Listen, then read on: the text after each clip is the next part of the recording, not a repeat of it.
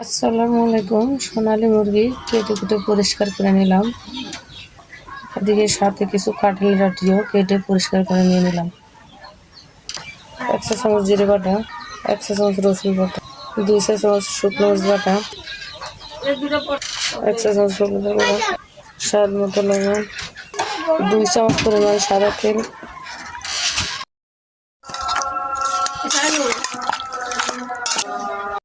মাংস মাখিয়ে কিছুক্ষণ রেস্টে রেখে চলে আসলাম চুলার কাছে। একটা কড়াই বসাই দিলাম, 1 কাপ পেঁয়াজ কুচি দিয়ে দিলাম, 1/2 কাপ সাদা তেল দিয়ে দিলাম। কিছুক্ষণ তেলের ভিতর পেঁয়াজ ভেজে নিয়ে 2টা তেজপাতা, কিছু গরম মশলা, আদা জিরে বাটা 1 চা চামচ, রসুন বাটা 1 চা চামচ, কিছুক্ষণ তেলের ভিতর ভেজে নিয়ে মাখানো মাংস দিয়ে দিলাম।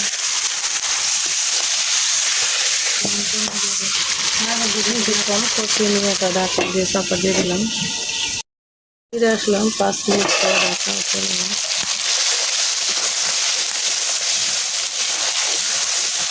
কিছুক্ষণ কষিয়ে নিয়ে কাঁঠালের আটি দিয়ে দিলাম।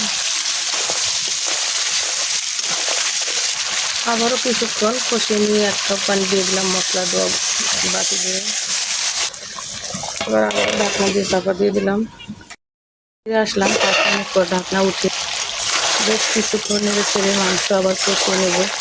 এইভাবে কাঁঠালের আটি দিয়ে দেশি মুরগি, পোলট্রি মুরগি, সোনালী মুরগি সব রকমের মুরগির মাংসই রান্না করা যায়। আর এইভাবে কাঁঠালের আটি দিয়ে মুরগির মাংস রান্না আমার দাদি মারা করতো। এগুলো পুরোনো দিনেরই ঐতিহ্যবাহী রান্না। কাঁঠালের আটি মুরগির মাংস সবার ভীষণ প্রিয় ও পছন্দ। এভাবে যদি আমরা সবাই কাঁঠালের আটি দিয়ে মুরগির মাংস রান্না করে খাই, ছোট বড় সবারই খুব পছন্দ হবে, ভালো লাগবে। কথা বলতে বলতে মাংস কষানো হয়ে গেল। মাংস কষানোর মধ্যেই কাঁঠালের আটি মাংস দুইটাই সিদ্ধ হয়ে গেছে। এবার আমি পরিমাণ মতো পানি দিয়ে দেবো। এতক্ষণ চুলার আঁচটা আমি লোতে রেখেই মাংস রান্না করলাম। এবার মিডিয়াম আছে মাংস বাকি রান্নাটা শেষ করব।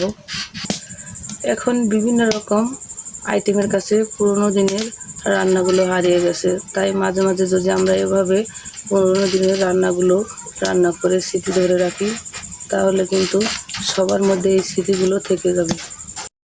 কথা বলতে বলতে কাঁঠালের আটি আর তাজা মুরগির মাংস রান্না কমপ্লিট হয়ে গেল। আমার মতো করে সামান্য উপকরণ দিয়ে ঝামেলা ছাড়াই বাড়িতে একবার এই রান্নাটা ট্রাই করে দেখবেন, খেতে ভীষণ ভালো লাগবে। যদি ভালো লাগে তবে একবার লাইক কমেন্ট শেয়ার করে যাবেন আর পাশে থেকে সাপোর্ট করবেন। এবার উপর থেকে সামান্য ভাজা জিরে গুঁড়ো দিয়ে দিলাম। ভাজা জিরে গুঁড়ো দিলে মাংসের ফ্লেভারটা ভালো আসবে।